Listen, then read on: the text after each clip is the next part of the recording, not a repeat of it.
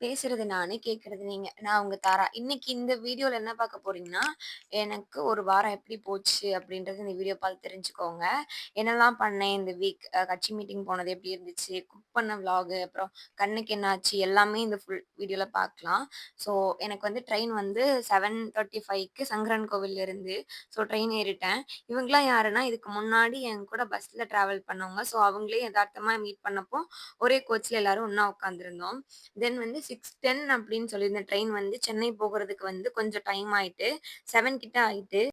மறுநாள் வந்து எனக்கு மீட்டிங். மீட்டிங் வந்துட்டு 6 ஸ்டார்ட் பண்ணுவேன்னு சொன்னாங்க. ஆனா ஸ்டார்ட் பண்றதுக்கு வந்து 7 ஆயிட்டு. எப்போதுமே வந்துட்டு மீட்டிங் ஆரம்பிச்ச பின்ன தான் போவேன். ஆனா இந்த டைம் வந்து கொஞ்சம் சீக்கிரமா போயிட்டேன். சீக்கிரமா போனது வந்து எனக்கு கொஞ்சம் ரிலாக்ஸ் ஆக டைம் இருந்த மாரி இருந்துச்சு. கொஞ்சம் பீஸ்ஃபுல்லா அங்க என்ன நடக்கு அப்படிங்கிறத நான் பார்த்துட்டு இருந்தேன். எனக்கும் என்ன ப்ரிப்பேர் ஆகுறதுக்கு கொஞ்சம் வந்து டைம் இருந்த மாரி இருந்துச்சு, சீக்கிரம் போனது. அப்புறம் எல்லாருக்கும் வெல்கம் குடுத்த பின்ன, எங்கள பேச சொல்லுவாங்க. அதாவது இளம் பேச்சாளர் நானு. என்ன பேச சொல்லுவாங்க. அதுக்கப்புறம் தலைமை கழக பேச்சாளர் ஒருத்தங்கள பேச சொல்லுவாங்க. இந்த மாரி 2 இருக்கும். தலைமை கழக பேச்சாளர் வந்து அன்னைக்கு வந்து எனக்கு ரொம்ப பிடிச்ச, நான் வியந்து பார்த்த ஒரு பேச்சாளர் அன்னைக்கு வந்திருந்தாங்க. நெக்ஸ்ட்டு ஊருக்கு வந்த பின்ன விளாக் வந்து கன்டின்யூ பண்ணேன். வந்து ஃப்ரெஷ் அப் ஆயிட்டு ரொம்ப பசி. சாப்பிடலாம் அப்படின்னு சொல்லிட்டு போனா, ஃபிஷ் இருந்துச்சு. அப்புறம் இறாலு, அதுக்கப்புறம் நண்டு இது எல்லாமே அண்ணா வந்து வாங்கிட்டு வந்திருந்தாங்க. மீன்பிடி தடைக்காலம் முடிஞ்சு, இப்ப திரும்ப போட் போறதுனால இது எல்லாமே கொஞ்சம் கிடைச்சுச்சு. இதெல்லாம் தூத்துக்குடியில இருந்தே வந்து வாங்கிட்டு வந்திருந்தாங்க. முன்னாடி அடிக்கடி வாங்கிட்டு வருவாங்க. பட் இப்போ அப்படி இல்ல. வாங்கிட்டு வந்த பின்ன எல்லாமே ஒண்ணொண்ணா பண்ண ஸ்டார்ட் பண்ணிட்டாங்க. நல்லா சாப்பிட்டுட்டு தூங்கிட்டேன். 2 நாள் கழிச்சு பார்த்தா, ஒரு நாள் நைட் கண்ண கசக்குனதோட இம்பாக்ட் வந்து மறுநாள் வந்து கண்ணு வலியே வந்துட்டு, ஒரு கண் நல்லா வீங்கி இருந்துச்சு பெருசா. அந்த மாதிரி கண்ல இருந்து தண்ணி வந்துகிட்டே இருந்துச்சு. கண்ணு ரொம்ப ரெட்டிஷ்ஷா இருந்துச்சு. ஹாஸ்பிட்டல் போலாம் அப்படின்னு சொல்லிட்டு, அரவிந்த் ஐ ஹாஸ்பிட்டல் வந்து கிளம்பி வந்தேன். ஆக்சுவலா எல்லா டிஸ்ட்ரிக்ட்லயும் இப்படி இந்த ஹாஸ்பிட்டல் இருக்கும்னு நெனைக்கிறேன். உங்களுக்கு ஏதாவது கண்ல இஷ்யூ அப்படின்னா, நீங்க பெரிய பெரிய ஹாஸ்பிட்டல் போணும்னு அவசியம் இல்ல. அரவிந்த்லயே உங்களுக்கு நல்ல ட்ரீட்மெண்ட் குடுப்பாங்க. அது மாதிரி இது வந்து கொஞ்சம் பட்ஜெட் ஃப்ரெண்ட்லியாவும் இருக்கும். ஃப்ரேம் எல்லாம் வாங்குறதுக்கு. எனக்கு கண் செக் பண்ணி வந்து 1 இயர் ஆகுது. இப்ப திரும்பட்டி நான் செக் பண்ணலான்னு நெனைக்கும்போது, என்னோட அ ஸ்பெக்ஸ் வந்து உடைஞ்சிருந்துச்சு. நான் அதவே பார்க்கவே இல்ல. அதுவும் மாத்த வேண்டிய வேலை இருக்கு இன்னும் பெண்டிங்ல. ரொம்ப பசிச்சதுனால பக்கத்துல இருக்க பேக்கரில போயிட்டு பீஸா, பர்கர் அதெல்லாம் வந்து வாங்கி சாப்பிட்டோம்.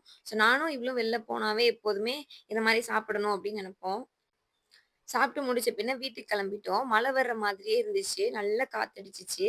ஸோ ஒரு வழியா நாங்களும் வீட்டுக்கு வந்துட்டு நாங்கள் வந்துட்டோம். வந்து ஒரு என்ன பண்ண போகிறோம், சமையல் பண்ண போகிறோம்.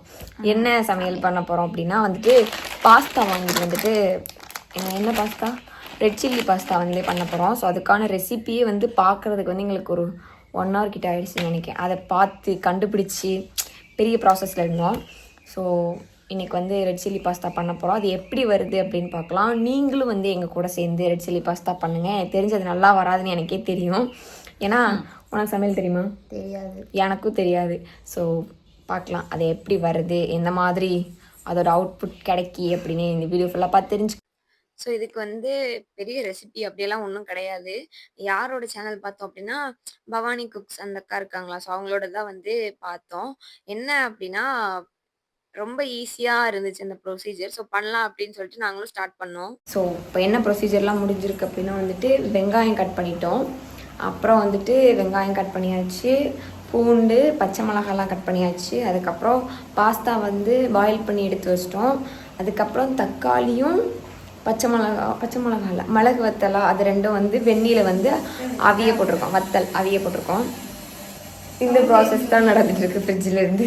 நான் வந்துட்டு பேக் கேமராவில் வந்து இங்கே என்ன நடந்துட்டுருக்குன்னு காட்டுறேன். எங்கள் அம்மா வந்துட்டு காரக்குழம்பு இதை வச்சுட்டு இருக்காங்க. அன்றைக்கி அந்த ப்ராசஸ் வத்த குழம்பு ஏதோ ஒன்று சைடு.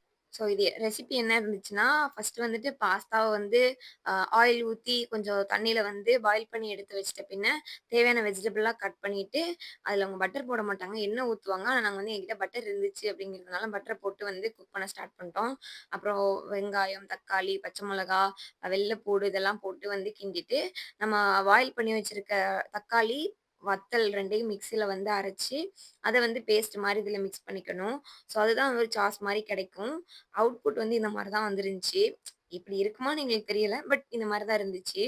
சாப்பிட்டு பார்க்கும்போது ஃபர்ஸ்ட்டு ஒரு 2 வாய் நல்லா இருந்த மாதிரி இருந்துச்சு. அதுக்கப்புறம் வந்து அதோட ரிசல்ட்டே வந்து வேற மாரி இருந்துச்சு. வந்து முடிச்சாச்சு ரெடி பண்ணி. இப்போ வந்து எப்படி இருக்குது அப்படின்னு நம்ம வந்து ட்ரை பண்ணி சொல்ல போகிறோம். இந்த பிளேட்டில் இருக்குது. பார்க்கணும்.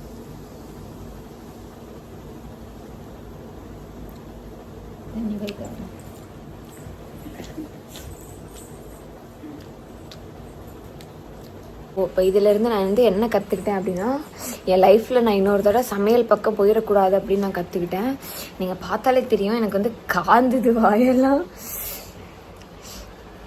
அதாவது என்ன ஆச்சுன்னா, 2 மிளகத்தை, 2 பச்சை மிளகா, அதுக்கப்புறம் பிரியாணி மசாலா, சாட் மசாலா, மிளகு பொடி இல்லை கறி மசாலா, இது எல்லாத்தையுமே போட்டு வந்து நாங்கள் வந்து பண்ணியிருந்தோம். இப்போ வந்து அதோடு பார்த்தாலே தெரியும் காந்தது. இதுக்கு மருந்து என்ன அப்படின்னா, எங்கள் வீட்டு ஃப்ரிட்ஜ்லேயே இருந்துச்சு இந்த ஐஸ் தான். இப்போ இதை தான் சாப்பிட்டு வந்து மன சாப்பிட போகிறோம். ஸோ இதை தான் வந்து இப்போ சாப்பிட போகிறோம். தயவுசெய்து யார் இந்த வீடியோ பார்த்து கண்டது கழுதையும் பண்ண போகிறேன்னு உங்கள் உயிர் ஆபத்தில் கொண்டு போய் முடிச்சுக்கிடாதீங்க. ஆழ்ந்த இரங்கலுடன் இந்த வீடியோவை முடித்துக்கொள்கிறேன்.